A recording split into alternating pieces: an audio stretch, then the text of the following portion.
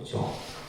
그래서 이제 우리가 보통 종교하면 이제 이 고등 종교 우리가 일반적으로 얘기했을 때는 이제 불교나 기독교나 이런 종교들 같은 경우는 고등 종교예요. 그래서 고등 종교라고 하는 것은 뭔가 어떤 철학적인 또 이성적인 이런 어떤 그 사유를 가지고 이제 그런 개념들이 도입된 것이고, 우리가 보통 이제 원시 종교 하면 그죠? 그냥 믿음 자체 하나만을 가지고 얘기하는 종교 형태인데, 먼저 이제 종교가 구성을 갖추기 위해서는 제가 처음에도 한번 말씀드렸던 적이 있는데, 어떤 종교든지 그 종교가 구성되기 위해서는 첫째 뭐가 있어야 되겠어요? 그죠? 교주가 있어야 되겠죠, 그죠? 교주. 그래서 그 종교를 최초로 창시한 이를 이제 우리가 보통 교주, 교조 이렇게 표현을 합니다, 그죠? 그래서 불교에서의 교주는 누구예요? 불교의 교주는 누구? 서가모니 부처님이에요. 불교의 교주는 누구라고요? 서가모니 부처님입니다. 우리가 불교에서 나름대로 교주 역할을 하는 분들이 있긴 하지만, 불교라는 종교의 교주는 서가모니들이에요. 그죠? 서가모니 부처님이 불교에서의 교주다. 그리고 이 교주의 가르침을 우리는 뭐라 하냐면 교법이라 이렇게 얘기를 합니다. 그러니까 교법. 이것을 우리가 이제 좀 쉽게는 교리라고도 얘기를 하겠죠, 그죠? 교리. 그래서 여러분들이 불교 교리 공부한다, 이렇게 이제 얘기했을 때는 서가모니 부처님의 말씀을 배우는 것을 말하는 거죠. 그래서 우리가 이제 흔히 불교에서의 교법은 이제 대표적인 표현되는 것이 바로 뭐요? 부처님께서는 84,000 법문을 설했다. 그래서 8만 대장경, 그죠? 우리가 불교에서의 교리는 그것을 담고 있는 것이 이제 우리가 일반적으로는 뭐라 그래요? 경전 이렇게 표현하는 거예요, 그죠? 경전. 그 다음에 이제 교주의 가르침을 따르는 그러한 집단이 형성되겠죠, 그죠? 그것을 뭐라 그래요? 교단이라 그럽니다. 그러니까 교단. 그래서 교주, 교리, 그 다음에 교단. 이 세 가지가 이제 갖추게 되면 이제 종교가 만들어지는 거예요. 그것이 예를 들면 정통의 종교든 사이비 종교든, 그죠? 그래서 사이비 종교 집단도 이 세 가지를 다 갖추고 있습니다. 그래서 우리가 불교에서의 교단은 이제 사부대중이다라고 얘기를 하는 거예요. 그러니까 사부대중. 그래서 불교는 출가 교단이 있고 그 다음에 제가 교단이 있다라는 것도 이해를 하셔야 된다 그랬어요, 그죠? 부처님 법을 배우는 이들 중에 오로지 수행에만 전념하는 교단을 무슨 교단? 출가 교단이라. 무슨 교단요? 출가 교단. 그리고 여러분들처럼 이제 생업을 하면서 가정을 꾸리고 그러면서 이제 부처님 법을 따르는 이들을 제가 교단이라. 제가 불자다 이렇게 얘기하잖아요, 그죠? 제가 불자다 이렇게 얘기하는데, 자, 그래서 교주, 교법, 교단. 여기 이제 가장 기본 틀이에요. 이 틀을 가지고 이제 우리가 생각해 볼 수가 있는데, 앞전에도 말씀드린 것처럼 이제 우리나라 사회는 정말 많은 종교. 그래서 그 종교도 하나의 파가 있는 것이 아니라, 그죠? 많은 파가 그 종교 하나에서 또 분파가 되게 돼요. 분파가 되게 됩니다. 우리가 예를 들면 불교만 해도, 그죠? 불교만 해도 쉽게 얘기해서 교단이 어마어마하죠. 어마어마합니다. 그래서 가장 이제 대표적인 교단하면 우리는 이제 조계종단을 얘기하는 거예요. 아시겠죠? 조계종단. 그 다음에 또 이제 이 종파라고 하는 것이 이제 중국에 와서 또 우리나라의 불교가 전해지면서 이런 이제 종파들이 형성이 되게 돼요.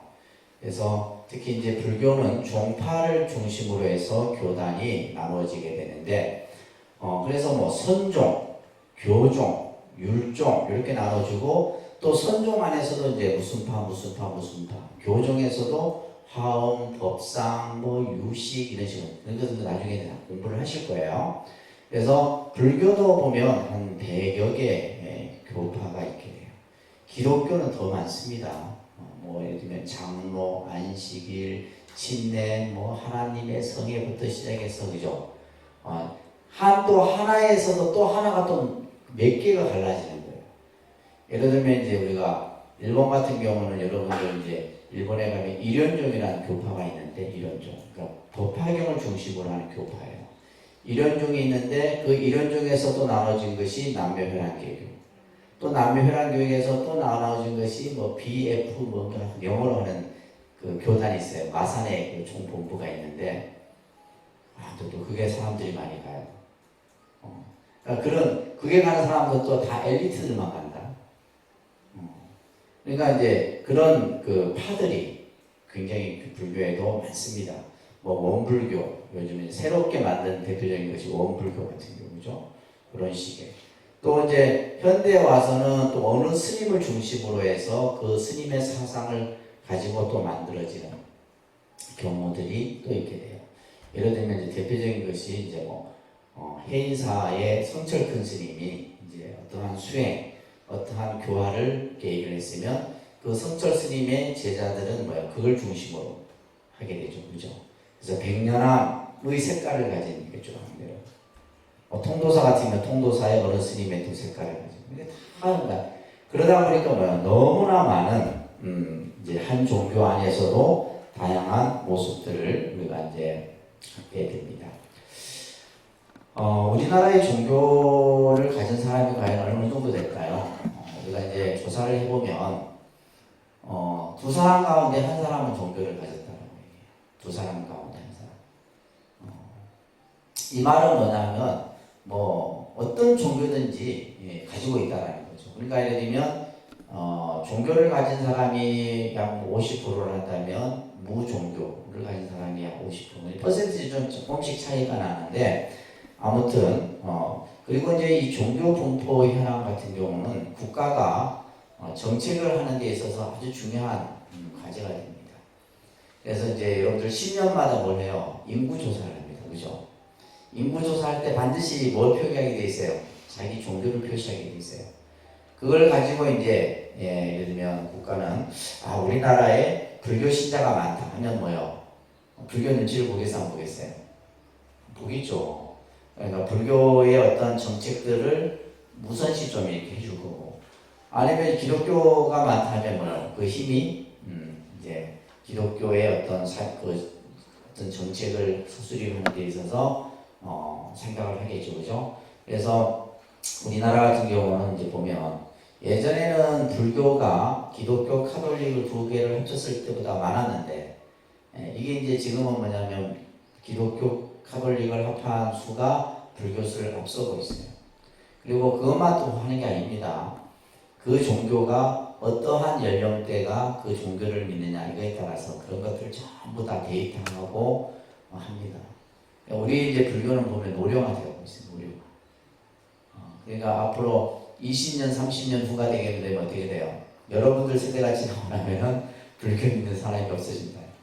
이런 대책들, 그러니까 이런 것들도 우리가 예를 들면 이제 국가 정부가 인구의 어떤 정책에 따라서 어떤 정책을 하듯이 불교도 마찬가지고 기독교도 마찬가지예요. 이런 것들이 이제 아주 중요하게 다루어진다는 것을. 그래서 기독교 수가 감소를 하고 요즘은 보면 카톨릭 수가 아주 좀 증가를 하는 이런 경우. 또 그리고 어떤 종교에 큰 어떤 비리가 생겼을 때 급속도로 그 종교 신자 수가 또 감소를 하게 되고 이런 것들이 대체적으로 크게 많이 나타납니다. 많이 나타나고 예를 들면 이제 성철 스님이 열반하셨을 때 그 영향이 사회에 미치는 영향이 크잖아요. 그러면 불교 신자 수가 또 급상승하고 스님들의 도박 문제가 터졌다. 그러면 어떻게 돼요? 또 급감을 하게 되고 그 다음에 또 법정 스님 같은 분의 또 영향이 또 어떤 사람들에게 종교관을 주는 영향들이 크게 나타나고. 근데 그 중에서 이제 카톨릭 같은 경우는 여러분들 한 교구 한 교단이에요. 카톨릭은 가능한 한 이렇게 혼란이 별로 없어요. 왜냐하면 파가 없기 때문에. 그래서 각 이제 도시마다도 교구에서 정해지는 예를 들면 성당 수가 있어요. 성당 수가 있기 때문에 그 사람들은 뭐 명령 체계 자체는 이번에 여러분들 코로나19에서도 보면 이제 기독교는 통제가 안 되잖아요, 그죠? 그러니까 그게 통제가 안 되는 게 그 사람들이 뭐 국가 정책을 그게 아니라 통제 라인이 없어요. 통제 라인이 다 파가 달라. 파가 다르고 예를 들면 뭐 정부에서 종교 지도자들을 모아서 어떤 것을 부탁을 할 때 기독교는 말을 안 듣는 거예요. 근데 카톨릭은 뭐예요? 카톨릭 서울 교구에서 딱 지시를 내리면 뭐예요? 전국의 카톨릭 신자들은 딱 정해요. 예를 들면 이제 우리 불교 같은 경우도 이제 뭐 여러 수도 없이 많지만 그래도 80% 정도를 차지하는 것이 조계종입니다. 조계종에서 어떤 중심을 딱 잡아서 하게 되면 뭐요? 다른 뭐 조그만 종파들도 같이 따라서 그러다 보니까 이제 그런 것들이 가능해집니다. 그렇다고 뭐 100% 다 되는 건 아니지만 그죠? 자, 그런 모습들을 우리 사회의 현상 속에서 여러분들이 그리고 이 종교라고 하는 것은 정말 우리 교재에도 이제 그런 얘기가 나와 있지만은 종교 하나만 가지고 여러분들이 보시면 안 됩니다. 이 기독교가 됐든 불교가 됐든 그 종교가 발전되고 변화하는 과정 속에는 보면 정치, 문화, 경제 여러 가지 사회의 현상들이 그 종교 속에 전부 이렇게 묻어져 있다는 것을 우리가 여러분들이 이해를 해야 됩니다. 자, 한번 교재를 보도록 할게요. 그러면 종교라고 하는 것이 언제 이것이 나타났느냐, 그죠? 종교라고 하는 것이 결국은 인간이 어떠한 절대자를 희구하는, 그래서 인간 스스로는 뭐냐면 우리를 불완전한 존재로 생각하는 거예요. 불완전한 존재. 그러니까 지금 우리가 과학이 발달되었기 때문에 어떠한 천재지변이나 자연재앙들을 미리 예측하고, 그죠? 예방하고 그것에 대해서 준비를 할 수 있었지만은 과학이 발달되기 이전의 시대 때는 뭐예요? 뭐 태풍이 온다거나 뭐 예를 들면 가뭄이 온다거나 뭐 지진이 일어난다고 했을 때 그것이 전부 누구의 힘으로 생각했던 거예요? 어떤 절대자의 힘으로 생각했던 겁니다. 그러다 보니까 이제 인간은 그러한 어떤 절대신, 절대자를 찾아서 의지하려 하고 또 그런 어떤 재앙으로부터 벗어나려고 하는 이러한 마음들이 인간의 내면 속에 갖춰지게 됩니다. 그래서 이제 밑에 보시게 되면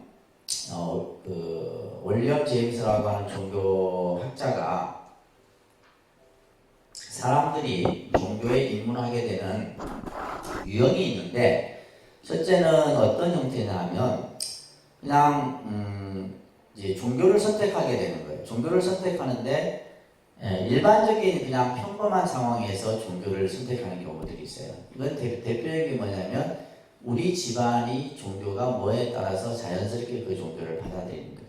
그죠? 집안의 영향. 또 우리나라 같은 경우는 이제 결혼에 따라서 뭐 시댁의 종교의 영향을 또 받게 되는 경우도 있고, 이건 자연스러운 영향이죠. 또 예를 들면 내가 옆에 아주 친한 친구가 절에 나가니까 내가 그냥 자연스럽게 절에 나가게 되는, 그러니까 이런 것들은 이제 우리가 흔히 건강형이다 이렇게 이제 이 학자는 분류를 했습니다. 그 다음에 두 번째는 대부분 또 사람들이 이제 종교에 관심을 갖게 되는 두 번째가 뭐냐면 어떠한 내가 살아가는데 큰 어려움이 부딪혔을 때, 그죠? 대표적인 게 뭐예요? 죽음, 곧 병, 이별, 이런 어떤 상황에 부딪혔을 때, 그죠? 내가 한번 종교를 가져보고 싶다 이런 생각을 갖게 되고, 또 나이가 들수록 젊었을 때는 종교에 대해서 잘 생각을 못합니다. 그러나 나이가 들고 자기가 이제 인생의 어떤 마무리를 해야 될 시기가 오면 종교를 찾게 된다 이런 얘기를 합니다. 이를 이제 두 가지 유형, 그러니까 대부분의 사람들이 종교를 이렇게 입문하게 되는 두 가지 유형이 이런 유형이지 않나 이런 생각을 우리가 할 수가 있죠, 그죠? 앞에서 얘기했듯이 종교라고 하는 것은 우리 삶에 있어서 정치, 문화, 예술, 경제 많은 영향을 주게 됩니다. 그렇기 때문에 우리가 이제 서양 문화권, 동양 문화권, 문화를 이제 크게 두 가지로 서양 문화, 동양 문화. 우리가 철학을 분류할 때도 서양 철학, 동양 철학 이렇게 분류를 하잖아요, 그죠? 그러면 그 안에는 뭐냐면 종교라는 것이 내재되어 있다는 거죠. 그렇기 때문에 우리가 서양 문화를 알기 위해서는 반드시 뭘 알아야 돼요? 기독교 문화를 알아야 돼요. 카톨릭 문화 역사를 알아야 되는 거죠. 반면에 이제 동양 문화를 우리가 바로 알려고 하려면 뭐요? 불교를 빼놓고는 동양 문화를 이해할 수가 없는 거죠. 뭐 불교만 있는 것이 아니고 뭐 이제 유교의 사상 철학도 있고 하지만은 그 중심은 이제 불교다라는 거죠. 그래서 우리가 이제 또 이제 저게 그 사막을 중심으로 해서 일어난 이제 이슬람, 회교 또 그죠? 중동 문화죠, 그죠? 그래서 이렇게 각각이 다 달라요. 다릅니다. 그래서 동양 문화, 서양 문화, 중동 문화. 이것은 결국 뭐냐면 그 안에 어떤 것이 내재되어 있다는 거예요. 종교가 그 안에 내재되어 있다는 거예요. 그렇기 때문에 엘리에다라고 하는 종교학자는 종교는 문화적 산물이다 이런 말을 했어요. 종교라고 하는 것은 문화적 산물이다. 그러니까 우리가 요즘에 가장 폭넓게 쓰는 키워드가 문화예요. 문화라는 용어. 그러니까 문화라는 용어 안에는 뭐야? 다 포함이 되어 있는 거예요. 그래서 우리가 이제 요즘에 건물을 지어도 건물의 대세가 뭐야? 복합문화 공간이. 복합문화 공간. 저희가 지은 이 건물도 원래 그 키워드는 복합문화 공간이에요. 뭐 예를 들면 사찰이다. 이 사찰이라는 하나를 쓰지 않습니다. 아시겠죠? 그래서 이제 밖에서 봤을 때 사찰이 아니에요. 사찰이 아니고 이 공간은 뭐다? 복합문화 공간이다.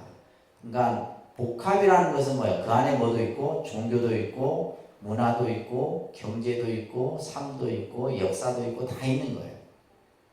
그래서 요즘에 이제 이 종교계에서 주로 짓는 건물들 보면 반드시 뭐예요? 복합문화 공간.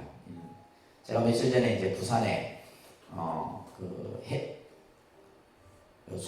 송정에 이제 앞바다 딱 보이는 곳에 이제 쿠무다라고 하는 이제 그 스님이 지금 하고 있는데 그 건물도 보면 복합문화 공간이에요. 복합문화 공간 명상센터. 그 안에는 이제 반드시 이제 뭐냐면 그러니까 문화라는 것은 뭐 요즘에 우리가 먹고 마시고 그죠? 음식도 문화잖아요, 그죠? 요즘에는 이제 그 또 마시는 것 중에 커피도 문화고 커피, 차. 요즘에는 보니까 이제 또 건강을 생각하니까 뭐냐면 수제로 만든 이런 음료들 그죠? 이런 것들 전부. 그래서 예전에 우리가 보면 이 힐링이라는 단어가 이미 이제 지나간 하나의 단어죠. 처음에 이제 그 힐링이라는 문화 같은 경우도 처음에 들어왔을 때 사람들에게 엄청난 많은 영향을 끼쳤잖아요, 그죠? 그러면서 여러분들이 뭘 생각하게 되고 건강을 생각하게 되고 요즘에는 새로운 단어가 워라밸인가 그죠? 그냥 열심히 일하는 게 아니라 일하면서 뭔가 내가 그 살아가는데 삶의 가치를 느끼는 이런 어떤 사회적인 패턴 문화의 이런 방향들이 변하게 되어 있는 겁니다. 그래서 사람들이 스님 이건 어떻게 절도 아니고 뭐도 아니고 복합문화 공간이다. 아시겠죠? 그래서 이제 그렇게 해야 하는 시대라는 말이에요. 지금 시대가 우리가 예를 들면 이제 사찰을 보려고 하면 통도사 가나 해인사 가면 많잖아요. 산에 가면 다 사찰이 있고 하는데 그러니까 요즘 우리가 이제 가까이에서 접할 수 있는 그래서 저희 같은 경우도 어떻게 좀 다양한 그래서 저희가 전시문화 공간이라든지 또 카페라든지 이런 다양한 것들을 앞으로 계속해서 만들어내야 됩니다. 아시겠죠? 그걸 누가 제일 먼저 했냐면 교회가 제일 먼저 한 거예요, 사실은. 우리가 먼저 한 게 아니라 교회 안에 카페가 들어선 건 제가 알기로는 한 10년, 20년, 15년 전이에요. 그죠? 지금은 교회마다 전부 다 있습니다. 다 있는 거예요. 그래서 그 사람들이 그게 또 하나의 뭐냐면 선교 방식이에요. 지역 주민들이 쉽게 카페에 와서 차 마시고 그러면 자연스럽게 뭐예요? 그냥 불자만 가는 게 아니라 기독교 교인만 가는 게 아니잖아요. 종교가 없는 사람도 갔다가 교회가 참 편하니까 뭐예요? 나도 한번 교회 다녀봐야겠네. 자연스럽게 선교가 되는 거예요. 문화라는 것이 그런 겁니다. 자, 이해되셨어요? 자, 그 다음 페이지 넘겨보시면 우리가 종교라는 어원을 보게 되면 아주 간단해요. 원래 이제 이 종교라고 하는 어원 자체가 우리가 학문에서 종교학이라는 게 있어요. 여러분들 대학에서 이제 그 교양의 혹시 과목 중에 이제 종교학을 들어보신 분들이 계시겠지만, 그러니까 보통 이제 종교학, 요즘에는 이제 비교 종교학, 또 이제 종교 문화, 종교하고 문화를 같이 해서 또 하는 뭐 이런 다양한 이제 과목들이 만들어지게 되는데, 우리가 보통 이제 종교 했을 때 우리가 쓰는 이 종교의 개념의 한자는 어원은 이 글자를 쓰죠. 한자로 그죠? 이게 근본 종자에다가 가르칠 교자 이렇게 종교 이렇게 하게 되고, 우리가 예를 들면 그러니까 서양에서 그냥 종교 이렇게 했을 때는 릴리전 이렇게 이제 보통 종교를 영어로 표기를 합니다. 근데 그러니까 이 종교라는 어원에서도 이 종교의 그 보는 관점이 달라요. 그러니까 서양에서 보는 이 종교는 뭐다? 신과 인간이라고 하는 것을 두 관계를 설정을 해서 만들어진 개념이 종교예요. 아시겠죠? 반면에 우리가 이제 동양의 문화권에서 사용하는 이 종교의 개념은 신이라는 개념이 상정되지 않아요. 이거는 뭐냐면 근본, 우리가 살아가는 근본 이치, 우주의 진리, 그것을 가르치는 것이 종교다. 그러니까 예를 들면 서양인들이 생각하는 종교와, 그러니까 서양은 반드시 뭐가 만들어져야 돼요? 신과 인간의 관계에서 만들어진 것이 종교라는 반면에 우리 동양에서의 종교의 개념은 뭐냐면 근본, 진리, 또 이치라는 개념을 얘기를 하고 있는 거예요. 자, 우리가 자 보세요. 이제 이 서양에서의 종교에서 두 개념이 이제 사용된다 그랬어요, 그죠? 우리가 신이라고 하는 그들이 믿는 신과 인간의 관계는 어떤 관계예요? 서양 기독교에서 말하는 신과 인간의 관계. 여러분들은 인간이니까 그죠? 어떤 관계예요? 이것은 주종 관계입니다. 무슨 관계? 주종 관계예요. 주인이고 인간은 뭐예요? 그래서 맨날 그들은 인간 스스로를 뭐예요? 한없이 종으로 낮추는 거예요. 종으로 낮추고 그 절대자인 신에게 뭘 해요? 인간은 무조건 뭘 해야 돼요? 인간은 무조건 복종을 해야 돼요. 뭘 해야 된다고요? 복종. 그러니까 이게 이제 그 기독교 신앙에서 아주 중요한 핵심이에요. 무조건 복종이에요. 그래서 하나님의 말씀이 곧 뭐다? 법이다. 성경에 나오는 말이 곧 법이에요. 그래서 주종의 관계예요. 그러니까 주인과 종의 관계이기 때문에 뭐 종은 뭐예요? 무조건 복종을 해야 돼요. 근데 불교라는 종교는 이게 달라요. 근본이 다릅니다. 불교는 부처님과 그죠? 부처님과 불교는 우리가 이제 모든 생명을 표현하는 표현이 중생이에요. 그러니까 중생. 인간만을 두고 얘기하는 것이 아니라 그냥 모든 살아있는 생명을 그냥 중생이라 이렇게 표현하는데, 부처님과 중생의 관계는 무슨 관계냐? 주종의 관계입니까? 수직의 관계가 아니라 부처와 중생은 수평적 관계예요. 무슨 관계? 수평적 관계예요. 그러니까 불교는 예를 들면 부처님이 내보다 위에 있고 예를 들면 중생은 부처님 아래에 있고 이런 개념은 없습니다. 그래서 수평적 관계라고 하는 것은 동등한 관계예요. 자, 부처라고 하는 것은 결국 뭐예요? 이 부처 안에 뭐가 있어요? 중생이 있는 거예요. 이렇게 불교는 설명합니다. 중생 안에 뭐가 있고, 부처가 있고, 이런 표현을 쓰는 거예요. 그렇기 때문에 우리는 뭐예요? 나도 뭐가 될 수 있다? 부처가 될 수 있다. 이 논리가 만들어지는 거예요. 근데 기독교는 뭐예요? 인간이 신이 될 수 있어 없어요? 인간 신이 될 수 없습니다. 오직 하나의 신이에요. 그래서 이제 우리가 기독교의 신을 유일신이라 얘기하는 거예요. 유일신, 오직 하나의 신이. 그러니까 예를 들면 신이 둘이 있으면 안 되는 거죠. 그렇기 때문에 그들이 믿는 십계에 내 이외에는 어떠한 것에도 절을 해서는 안 된다. 이게 십계명의 제1조입니다. 그래서 그들은 그걸 철저하게 그 사람들은 그걸 목숨처럼 생각하죠. 그죠? 그래서 기독교 같은 경우는 복종을 통해서 인간은 그죠? 그러면 신이 인간에게 뭘 내려줘요? 뭘 내려줘요? 신이 인간에게 그 영성의 기쁨을 내려주는 거예요. 인간은 신에게 복종을 하고. 근데 불교라는 종교는 부처와 중생, 단지 이제 차이점은 있죠. 야, 이게 이제 아주 여러분들이 잘 이해해. 그래, 불교라는 종교는 뭐 부처와 내가 뭐 똑같더라. 이런 개념이 아닙니다. 같이 맘먹자 이게 아니에요. 그렇게 생각하시면 안 돼요.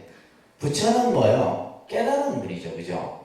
그러니까 깨달은 분을 부처라 그러고, 우리 중생은 뭐예요? 어리석은 사람이에요. 그래서 우리가 부처와 중생의 차이는 깨닫고 깨닫지 못한 차이가 있지만 근본적으로는 뭐다? 수평적 관계다라는 거예요. 그래서 부처님이 예를 들면 뭐 중생에 군림한다거나 뭐 어떤 절대적인 힘을 뭐 가져서 무엇을 어떻게 중생들을 마음대로 한다거나 이런 개념이 없어요. 이런 개념이 없습니다. 그래서 여러분들이 말을 안 듣는 거예요. 기독교인들은 말을 잘 들을 수밖에 없어요. 왜? 안 믿으면 지옥 간다 하니까. 그 사람들이 늘 하는 얘기가 뭐예요? 안 믿으면 지옥 간다. 근데 불교는 뭐예요? 믿고 안 믿고의 관계가 아니에요. 그냥 뭐예요? 인간이 어떻게 세상을 지혜롭게 살고 현명하게 살고 바르게 보고 살아가는 그 이치를 말한 것이 불교다. 이게 다른 겁니다. 종교에 있어서 아주 중요한 개념이에요. 그래서 여러분들 교재 밑에 보시게 되면 현대에서의 종교의 개념은 대부분 뭐예요? 서양에서 쓰는 종교적 개념으로 신과 인간의 관계 결합이라고 하는 개념을 얘기를 합니다. 그죠? 현대 종교에서는 뭐다? 신과 인간의 관계입니다. 이것이 이제 19세기에서 나타난 종교관이었어요. 19세기 이제 고대. 그러니까 19세기의 종교관은 뭐냐면 절대적인 신 중심의 개념이죠. 아주 강력한 어떤 그런 신앙 체계의 모습 속에서 나타나는 것이었고, 20세기는 아니다. 종교는 거룩한 것이며 성스러움을 살아가는 삶의 현상으로 보고 있다. 이게 이제 20세기 종교관이에요. 20세기. 지금 우리는 몇 세기에 살고 있어요? 21세기. 그럼 21세기는 종교관이 또 바뀌었죠. 바뀌어 있습니다. 그래서 자, 종교는 거룩한 것이고 성스러움을 살아가는 삶의 모습이다. 그렇기 때문에 이 20세기에 나타난 모습은 뭐냐면 가장 큰 특징이 거룩하고 성스럽다. 거룩하고 성스러움을 표현하는 것이 가장 대표적인 것이 뭐냐? 우리가 흔히 말하는 교회는 예배당이나 사찰은 법당이나 불상이나 이런 조용의 모습들이 이제 어떻게 돼요? 우리나라 같은 경우는 세계 최대, 동양 최대 이런 식으로 가요. 그래서 우리나라의 세계 10대 교회 중에 7개가 우리나라에 있습니다. 교회가 규모가 어마어마한 교회들이, 저도 예전에 뭐 여러분들 여행 가시면 성당이나 유럽 여행 가면 다 성당, 그죠? 성당 다 순례를 합니다. 성당에 들어가면 어떤 느낌이 들어요? 와, 이러죠. 그래 안 그래요? 저도 그래요. 그 조각, 섬세한 조각들, 그 정말 얼마나 공을 들여서 그죠? 그 만든 수많은 사람들의 그런 손길이 거기에서 느껴진다면 들어가는 순간에 뭐예요? 나는 한없이 작아집니다. 스스로 뭐 하게 돼 있어요? 그냥 그 앞에 가서 머리를 숙이고 내가 종교적인 마음이 일어나게끔 되어 있는 거예요. 그러니까 뭐 다른 말이 필요 있어요, 없어요? 그냥 예를 들면 와서 머리를 숙여라 이게 안 해도 돼. 그냥 그 공간 안에 들어가는 순간에 나는 뭐예요? 인간은 한없이 작아지는 거예요. 보면 그 휘황찬란한 그죠? 조각과 조형물들을 보면서. 자, 여러분들 마찬가지예요. 불교도 똑같습니다. 예를 들면 여러분들 불상이 요만한 불상이 여러분들을 보고 불상 앞에 두고 절하를 하면 아이고 쟤게는 잘 마음이 안 일어나요. 근데 예를 들면 저게 숭리산 법주사라든지 대구 팔공산 가면 뭐야 부처님이 막 그냥 어마어마해. 그 보는 순간에 우리는 뭐예요? 와 이게 그러니까 이때는 뭐냐면 무조건 뭘 만들면 어떻게 돼요? 크게 만드는 거예요. 크게 만들어서 사람들로 하여금. 그래서 여러분들 봐보세요. 사람들이 통도사 가면 통도사 절이 커요, 작아요? 통도사는 절이 너무 크니까 여러분들은 뭐요? 작아요. 그러니까 통도사 있는 스님들은 다 큰 스님이야. 평상시엔 절 안 하던 사람이 통도사에서 스님만 보면 절해. 통도사에 스님 다 큰 스님이에요. 통도사, 진짜요. 저도 그런 걸 많이 느꼈거든요. 통도사 가면 여러분들 통도사 가는 순간에 그냥 입에서 와밖에 안 해요. 그죠? 그 수십 채의 정각들을 보면서 그죠? 그냥 저절로 뭐가 돼요? 종교심이 갖춰지게 돼요. 근데 쬐끈한 절에 가면 스님도 쬐끈한 스님이에요. 그러니까 뭐예요? 절도 뭐예요? 크게 짓는 거예요. 그런데 이제 지금의 21세기는 그게 아니죠. 달라집니다. 어떻게 달라지냐면, 자, 이걸 잘 정리를 해두세요. 우리가 살아가는 지금 이 시대는 이 종교는 변하고 있는데, 사회 현상도 변하고, 경제도 변하고, 우리 불자들 의식은 안 변해. 이게 진짜 큰 문제예요. 제가 예전에 미국에 한 1년 살았던 적이 있었는데, 그분들은 미국에 이민 간 분들이 70년대 이럴 때 가신 분들이에요. 실제로 그분들 한국에 있을 때 직업은 학교는 전부 서울대 고대 출신들입니다.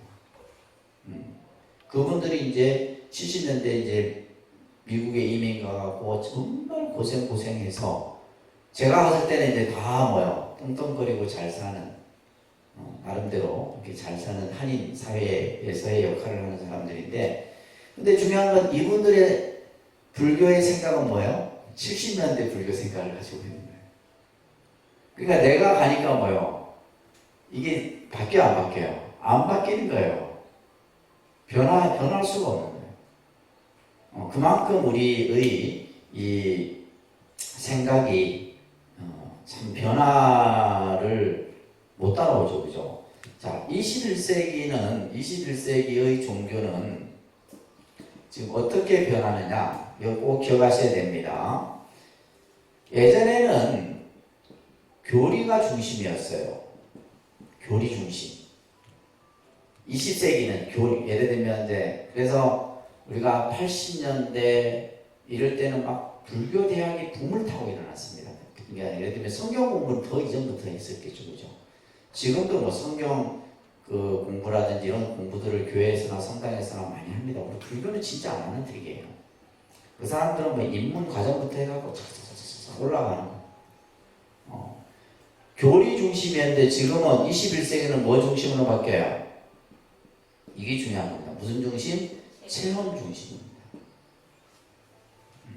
그래서 요즘에 우리 여러분들 자녀들 학교 아이들도 마찬가지잖아요. 책상에서 공부하는 거 별로 효과 없어요. 직접 보고 느끼고 스스로 그래서 어릴 때부터 뭐요? 유치원 때부터 오감을 발달시키는 교육부터 하는 거예요. 오감. 그냥 선생님 말만 듣는 게 아니라 내가 직접 만져보고 막 느껴보고 맛보고 그렇죠? 유치원에서 됩니다. 오감을 발달시키는 교육을 먼저 한다는 거예요. 그게 뭐냐면 체험이에요. 체험. 그래서 여러분들에게 지금 책상에서 앉아서 공부하는 것보다 뭐요?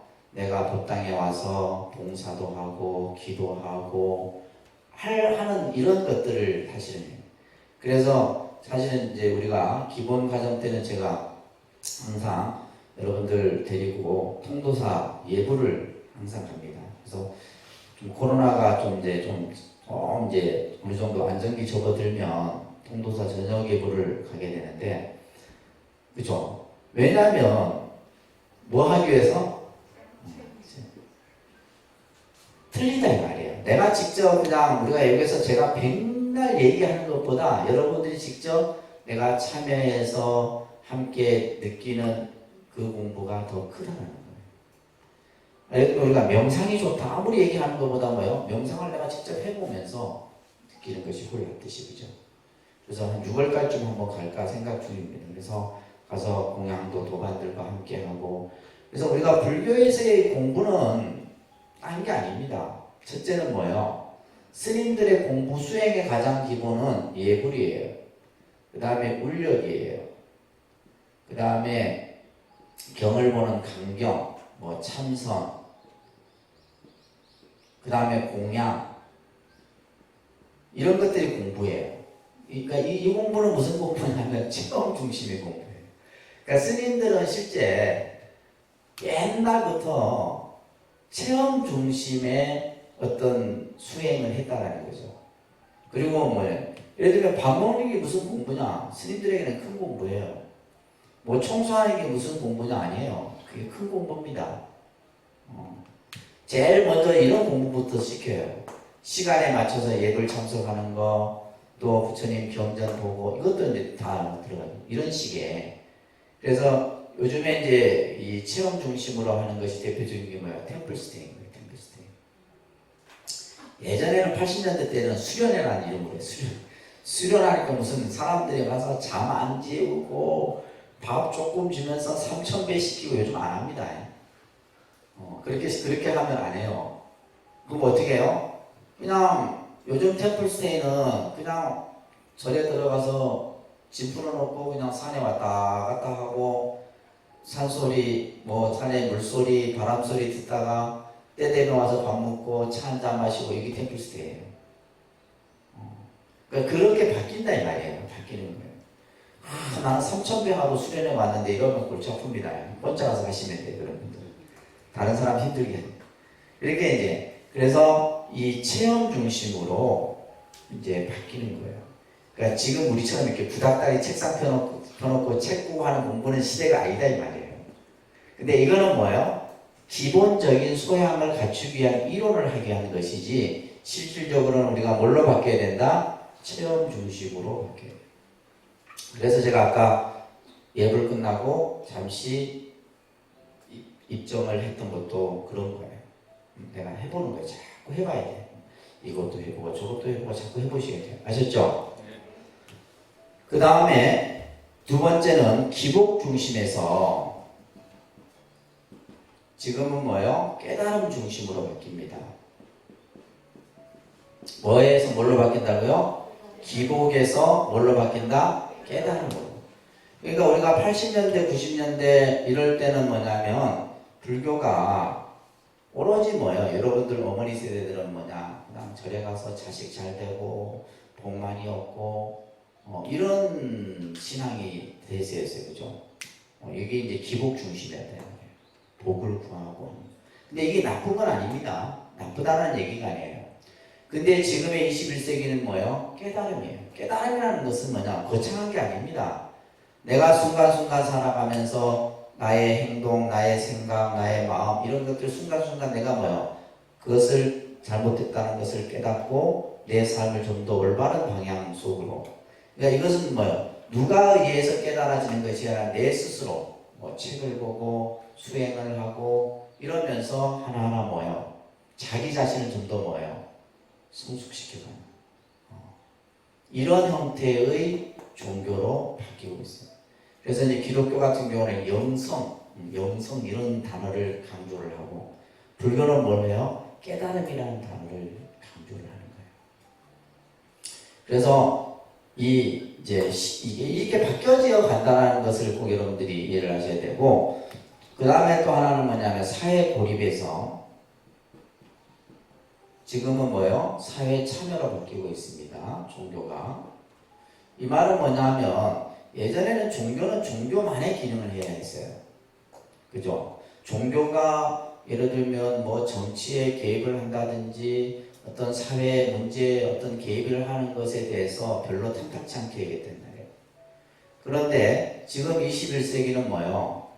종교는, 그래서 요즘에 보면 이제 기독교나 저쪽 미국이나 이런 데 보면 기독교 정당도 있고 있습니다. 근데 우리나라는 아직까지 이제 막 이번에도 이제 뭐 기독교 정당을 해서 막 국회의원 되려고 했지만 안 되죠. 그죠? 아직까지는 시기가 안 되는 거예요. 뿐만이 아니라 우리가 이제 이 사회 참여에서 가장 대표적인 것이 뭐냐면 사회사업과 관련된 사회복지 관련이에요. 그래서 사회복지 부분은 국가가 다 못해요. 그 영역을 가장 많이 지금 하고 있는 것이 종교입니다. 종교가 가장 많은 영역을 하고 있어요. 우리 조계종도 조계종 사회복지재단이 있어요. 사회복지 그 전체 통과라는 게 있는데 전국에 200여 개의 시설을 관장을 해요. 우리 통도사만 해도 한 30몇 개의 시설이 있어요. 뭐 예를 들면 장애인 시설, 노인복지 시설 이런 시설들 있죠. 어린이집부터 시작해갖고 이런 것들을 이제 또 예를 들면 이제 기업이 그것을 지어. 근데 자기들이 운영하기에는 좀 그래. 지어갖고 어디 줘요? 종교계에 주는 거예요. 그러면 가장 선두로서 했던 데가 카톨릭이었어요. 카톨릭은 대단합니다. 그런 쪽 보면 대단해요. 그 다음에 이제 기독교. 3위가 불교였는데 지금은 카톨릭이 1위, 2위가 불교, 3위가 기독교 이렇게 조금 바뀌어요. 불교 쪽이 이제 이쪽 분야에 많은 역할들을 합니다. 그래서 이제 사회복지 참여 뿐만이 아니라 뭐예요? 인권, 그 다음에 노동, 그쵸? 이런 뭐 우리가 용산 사건이라든지 그 다음에 뭐 그 고속철도 부분, 환경 부분도 마찬가지예요. 환경이나 이런 노동 인권 이런 쪽은 불교 쪽에서 굉장히 뭐 불교계 안에도 보면 불교 인권위원회가 있고 환경 노동 인권위원회가 있고 다 있어요. 그 역할들이. 그러니까 뭐냐면 이제 때로는 뭐예요? 국가 기관을 견제하는 역할도 하는 거죠. 오늘이 5.18 그죠? 날인데 90년대, 80년대 때 한참 그죠? 데모가 엄청 해요. 그때 보면 제가 그때 이제 서울에서 학교 다니고 했었는데 맨날 체류탄 가스 맞고 했던 기억이 나는데 그때 보게 되면 그 데모했던 사람들이 주로 어디로 피신해요? 명동성당. 명동성당으로 피신해요. 그러면 그 명동성당에 피신을 하게 되면 경찰들이 성당 안에 들어가지 못해요. 왜 그럴까요? 그거는 종교도 종교지만은 카톨릭은 뭐예요? 그 공간은 치외복권 공간이에요.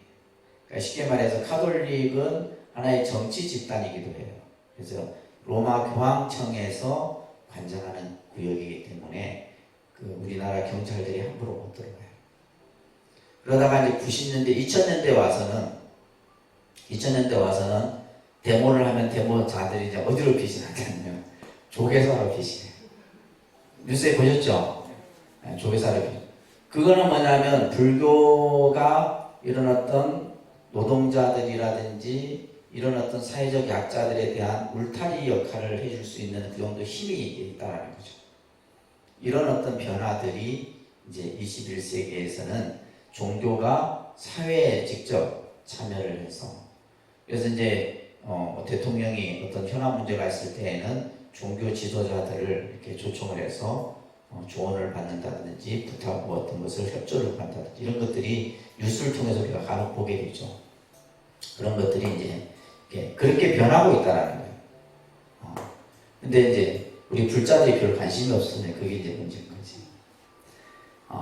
그 다음에 이제 또 하나의 어떤 변화가 뭐냐면 21세기는 남녀 차별에서 예전에는 남녀의 성직자에 대한 차별이 뚜렷했어요.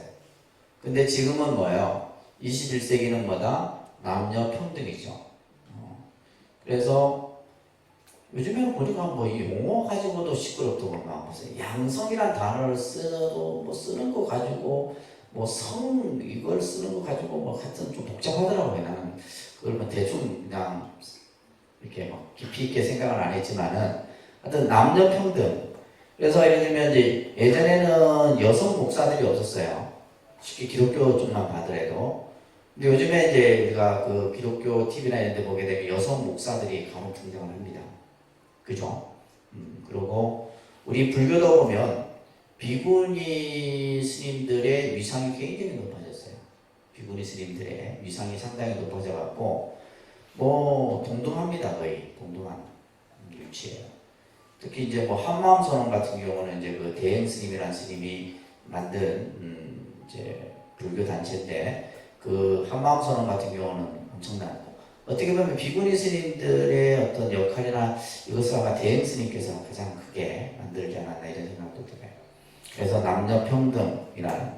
그래서 우리가 이제 교리 중심에서 체험 중심으로, 기복 중심에서 깨달음 중심으로, 그 다음에 사회 참여의 모습으로, 또 그 다음에 남녀 평등의 이러한 모습으로 21세기의 종교가 변하고 있다는 거. 자, 그래서 앞에서 얘기했듯이 우리 이제 중국이나 인도 문화권에서의 종교의 개념은 서양에서 말하는 어떤 신과 인간의 관계의 개념보다는 뭐예요? 우리가 살아가는 어떤 삶의 가치, 철학, 또 어떤 진리 이런 어떤 쪽에서 생각하는 그런 경향이 많다는 겁니다. 특히 이제 인도 문화권에서의 종교라는 말은 최고 진리에 대한 가르침이다. 이런 이제 개념들이 있다는 거. 다음 페이지 보시게 되면 뭐 종교의 정의에 대한 얘기들이 참 많이 그 학자들의 개념을 싣고 있는데, 그래서 상식적 정의를 보시게 되면 종교란 하나의 믿음이다. 이렇게 이제 얘기를 해요. 하나의 믿음. 그 하나의 믿음이라는 것이 바로 뭐다? 절대적인 믿음이다. 그래서 종교의 믿음은 절대자에 대한 믿음이다. 이것이 이제 그 서양 종교에서 얘기하는 하나의 종교에 대한 개념이에요. 그리고 종교에서 말하는 그 믿음은 절대적 믿음이에요. 그러니까 절대적 믿음이라는 것은 의심을 하면 된다 안 된다. 의심을 할 수가 없다는 거죠, 그죠? 의심을 할 수가 없다는. 그리고 이제 또 이제 사회주의에서 보는 종교라고 하는 것은 이렇게 표현해요. 종교는 아편이다 이런 말을 합니다. 사회주의 학자가 종교를 정의를 할 때 종교는 아편. 아편이라는 것은 뭐예요? 중독성이 있는 거죠. 그러니까 우리가 사람들이 어떻게 저렇게 종교에 빠질 수 있을까? 이거는 뭐냐면 종교가 가지고 있는 뭐예요? 중독성 때문이에요.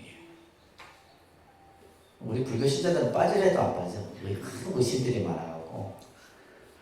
근데 사이비 종교 집단에 빠지는 사람들 보면 참 우리가 봐도 신기하죠, 그죠? 어떻게 저렇게 빠질 수 있을까?